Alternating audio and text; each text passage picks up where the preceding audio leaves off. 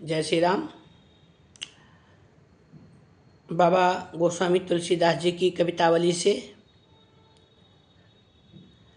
One में जब होते हैं भगवान राम तो मारीच जब आता है, प्रसंग तो सभी जानते हैं।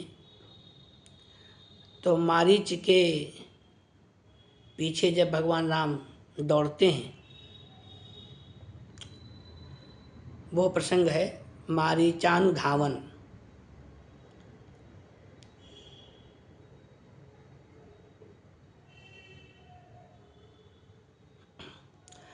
पंचवटी बर पर्ण कुटी तर बैठे हैं राम सुभाए सुहाए।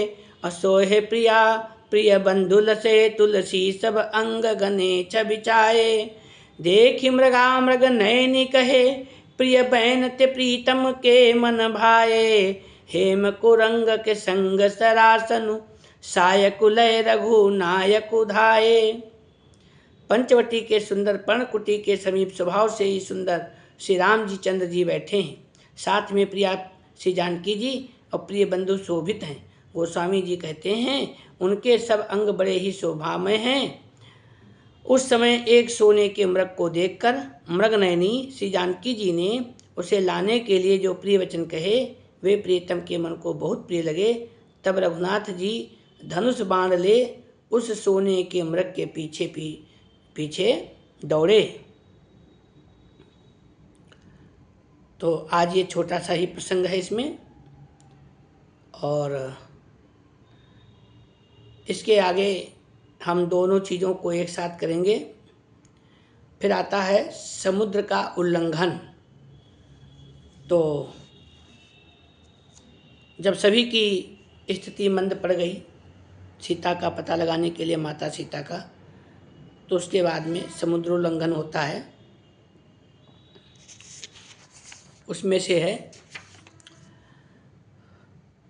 जब अंगदादिन की मति गति मंद भई। जब अंगदादिन की मति गति मंद भई और पवन के पूत को न कूदी पे को पलु को। और साहसी हुई शैल पर सहसा सकेली आई। चितवत चहु और निको कलुगो। तुलसी रसातल को निकसि सलिलु आयो। कोलु कलम हल्यो अहि कमठ को बलुगो। और चारिहु चरण के चपेट चापे चिपटी सुगो। उचके उचकी चारी अंगुल अचलुगो।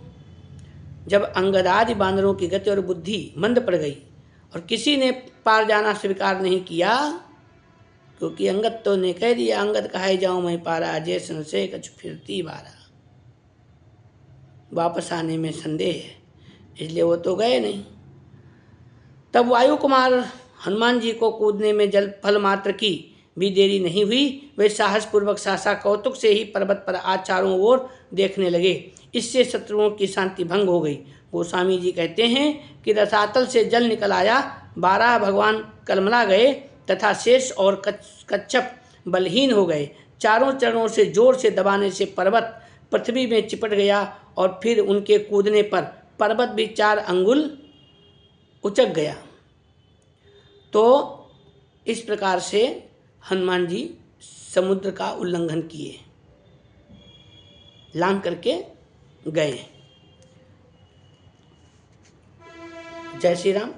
अब कल पुनः इसी कड़ी को लेके चलेंगे। ये मैं प्रतिदिन की एक कड़ी डालता हूँ, उसके अनुसार मैं बोल दिया हूँ।